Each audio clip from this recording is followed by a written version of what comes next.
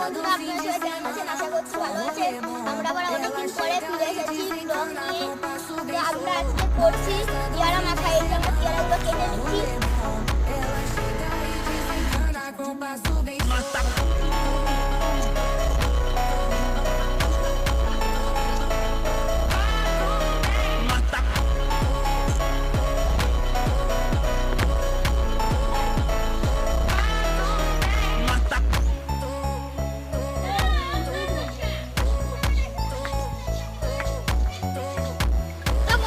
মশলাটা রেডি হয়ে গেছে। এখন এটা আমরা পেয়ারার মধ্যে দিয়ে দেবো। এটা তারপর আমরা মেখে নেবো।